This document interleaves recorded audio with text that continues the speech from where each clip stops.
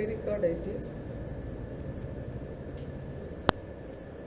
Introduction of pericarditis. Pericarditis is a thin, two-layered fluid-filled sac. It mainly covers the pericardium is situated outer layer of the heart, and mainly it provides the lubrication of the heart and shields the heart, protect the heart from infection and malignancy, and protect the chest wall, and it also keeps the heart from over expanding from blood volume increases, which helps more efficiently the heart functioning normally. Definition of pericarditis is nothing but the inflammation of pericardium. What are the causes of pericarditis? First, viral pericarditis mainly caused due to any viral infection, that is most often it occurs through gastrointestinal virus.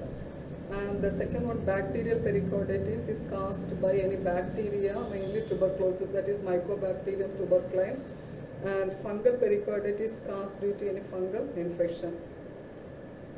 And parasitic pericarditis is caused due to any parasite, and even some autoimmune diseases such as lupus. That lupus mainly it's an autoimmune diseases that will occur mainly 15 to 44 years of age, and rheumatoid arthritis and scleroderma. Scleroderma is mainly caused due to an excess collagen formation. These all the things may cause pericarditis. And even some of the other causes also leads to pericarditis, that is any direct injury to the chest, such as any traumatic injury due to car accident, or any health issues such as kidney failure, that is increased uremic parameters, any tumors, and genetic diseases such as familial Mediterranean fever. And this type of fever, there will be a recurrent febrile episodes, and the temperature will be high, that is above 102 degrees Fahrenheit, and associated with the serotitis. And this serotitis is nothing but it's an inflammation of membranes covering the lungs, heart, and abdominal cavity. And even some of the medication that may suppress the immune system. Coming to the risk factors, that the patient those who are undergone any heart surgery, and they may develop that post-pericarditis syndrome. And the post-pericarditis syndrome is nothing but here the patient will be having a fever lasting beyond the first post-operative week, and associated with the pleuritic chest pain, and there may be a signs of pleural effusion, and the patient those are having radiation therapy or any percutaneous treatment, the patient undergone any cardiac catheterization or any radio frequency ablation. Coming to the pathophysiology. Pathophysiology, due to the invasion of any bacteria, viral, parasitic, there will be a vasodilation of blood vessels. That the blood vessels gets vasodilated, as a result there is an accumulation of transudation of cell-free and protein-poor fluid. A transudation, that is a fluid that passes through a membrane which filters out the cells, and it's much of the protein yielding water solution. And as a result there will be an increased vascular permeability. So what will happen in increased vascular permeability means there will be a large proteins and molecules are lost into the interstitial fluid. And as a result there will be a protein leaks into pericardial space, and finally it results in leukocyte exudation, that is more formation of neutrophils and mononuclear cells, final resolution occurs.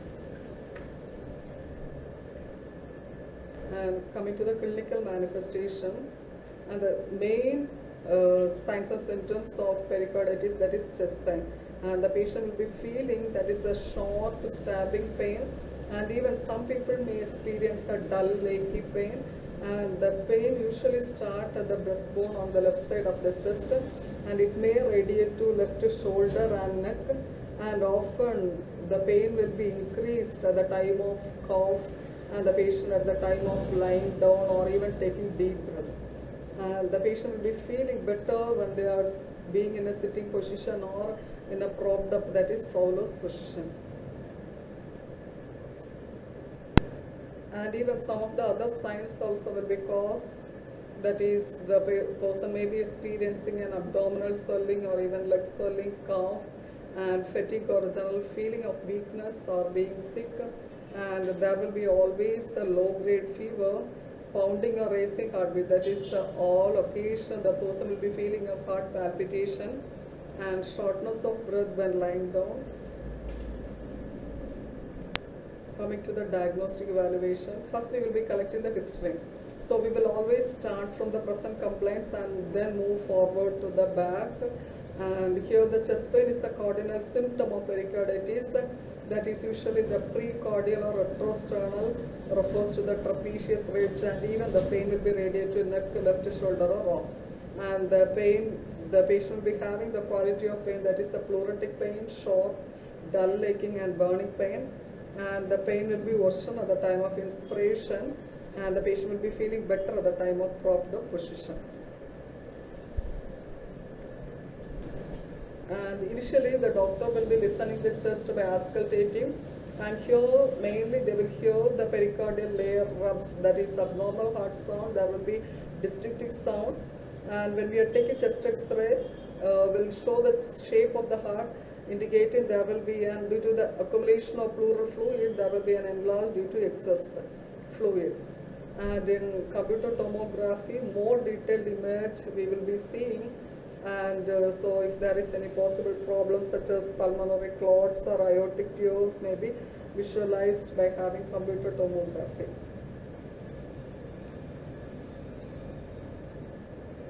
Coming to MRI, magnetic resonance imaging, here this is a non-invasive device used to assess here radio waves and magnetic fields technique, and here we will be assess the accurate picture of the width of the heart walls. And echocardiography, here we will be seeing the detailed image of the heart using sound waves, that is a transducer. And the electrocardiogram, patches and wires are applied to the chest wall in order to measure the electrical activity of the heart. So here we will be placing 6 chest leads and 4 lymph leads, and the electrical activity of the heart, everything will be monitored and it will be evaluated by having the electrocardiogram. Coming to the treatment. So the treatment depends upon the severity and underlying causes. And in mild cases, there is no need of having the treatment. So the patient's symptoms will be clear up by itself. And we will start with the medications. First one, over-the-counter pain medicine. So in over-the-counter pain medicine, we will start with aspirin or ibuprofen. So it is an analgesic, and is prescribed strength depend upon the condition of the patient and the level of the pain they are experiencing. And second is Colcaine. Here it's particularly painful or recurrent episodes of infection. The Colcaine is prescribed. It is an anti-inflammatory effect, and mainly it helps to minimize the duration and prevention. And many people with existing conditions such as any liver or kidney disease will be advised against taking, because it is contraindicated for the patient who are having liver or kidney disease. Side effects of this Colcaine is abdominal pain, vomiting and diarrhea. Steroids. So if neither the first two options have worked, the corticosteroids, we will give the drug of choice, prednisolone and hydrocortisone. So the corticosteroids will be given during the first attack of pericarditis. So because the person with the pericarditis in the first attack, mostly it will be going to relapse. So they are the last port of call. The side effects of corticosteroids includes weight gain, mood swings and increased swelling.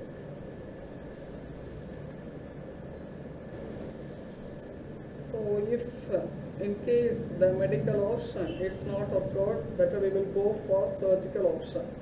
First, pericardiocentesis. The pericardiocentesis is nothing but it's an invasive procedure. A small tube is inserted into the pericardial cavity by a small incision after giving a local anesthesia in order to drain excess fluid. And this tube might be usually kept in that place for several days for continuous draining of fluid. And the next option is pericardectomy. So if the pericardium is become more rigid and causing Additional stress to the heart, here that rigid area or the entire sac may be removed by surgery. That is the pericardiectomy, and this is a small risk operation, so that we will take the concern and all, collect all allergic reactions, everything, and closely monitor the patient, even the pre-operative and post-operative period. Coming to the nursing diagnosis.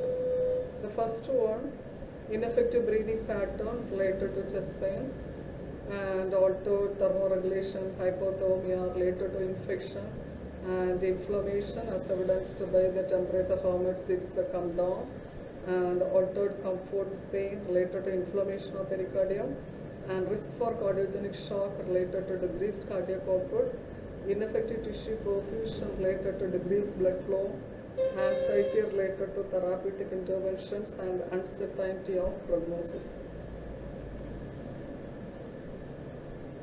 Complications of pericarditis, the heart failure, peripheral edema, and increased systemic venous pressure. Thank you.